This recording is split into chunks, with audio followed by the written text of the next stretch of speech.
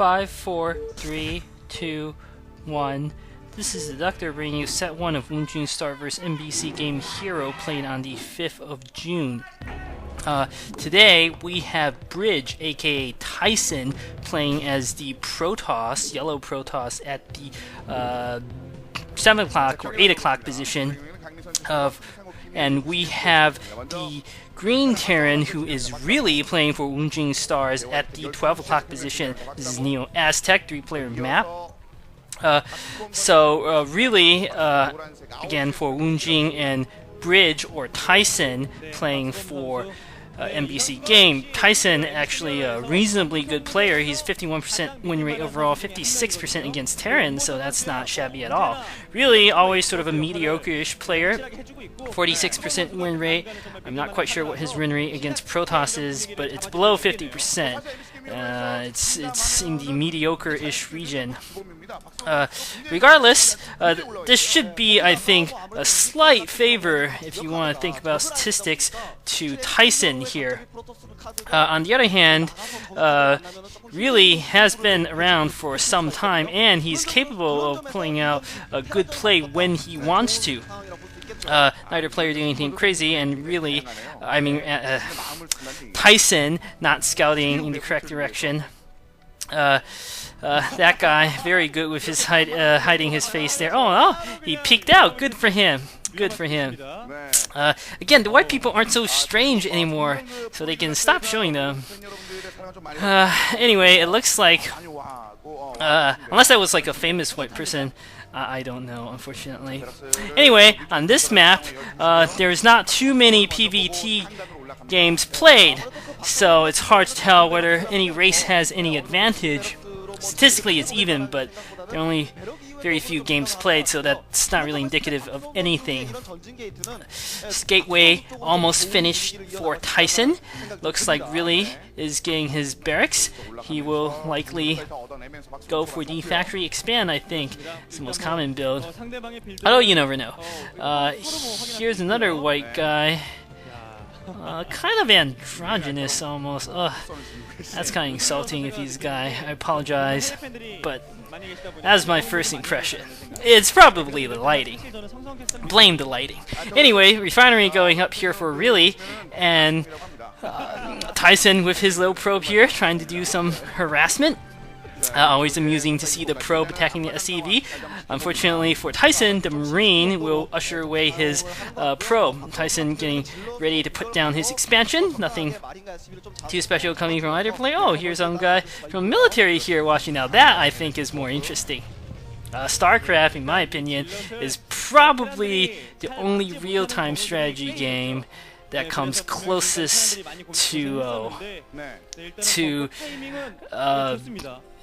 a game that where you would want to see the full range of military tactics employed. Everything from deception to flank attacks to ambushes, surrounds. Well, those are mostly tactic things, but you know, it is said that amateurs study tactics, and that probe kills the SCV. Excellent play here by Tyson. That probe, I thought the Marine would usher away the probe, and I digressed there, not paying attention to the game itself. Usually there's so little action, but nice work by Tyson. This must be why he's 56% against Protoss. Finally, the probe getting killed by the Marine. Rather sloppy play there by really. Tyson also has two Zealots out, one chasing around the scouting SCV and one sort of position outside of Really's Natro. Perhaps he's hoping to dart in there and pick away at the SCV or something like that. Anyway, it's been said that amateurs study tactics and professionals study logistics. Logistics is huge in StarCraft. That's basically macro. It is difficult to do while controlling your army. So, you know, and of course, all the pro gamers, you know, they are professionals, have good macro. Some, like Flash, are ungodly good, but even a mediocre amateur has amazing macro these days. Or at least they should. Although with the word amazing is all relative. Amazing compared to like players 5 years ago, I would say. So all the programmers I think are fully capable of doing macro. Is usually at this level you see the difference. I think more in strategy and positioning. A strategy could be like going for econ opening and doing harass and or I guess that's more of tactics. All right. Enough of this digression. It's getting nowhere, and I have to think about this before I can deliver appropriate speech. Cybernetics core spinning range upgrade for Tyson here. The point I am trying to make is that I think StarCraft is a fantastic war game. Simple statement. I think viewers watching would mostly agree. Anyway, we have the machine shop here spinning for really, let's see whether he gets siege or vulture mines. He's got a nice little blockade set up in front of his base. I guess he was a little worried about zealots or something going through, but now he needs to lift the barracks, otherwise it's going to be a nightmare getting his units out. On the other hand, that is very good defensive position. If there's any sort of attack coming, he's going to be able to hide behind those buildings and not take very much damage. So clever use of terrain there by really. On the other hand, it looks like we have a citadel down here for Tyson. Let's see whether he goes for the Templar Archives or not. It could just be he wants really fast +1 upgrade. I mean, plus leg upgrade on his zealots. Usually, though, I think if you get that early, you want to go for, yep, Templar Archive, and he's putting down a Stargate. Oh, okay, so he's going for super fast Arbiters. That's another possibility. Usually you do not see Arbiters this fast, but it can work. Bess being a very good player with it, but let's see how Tyson does with this particular build.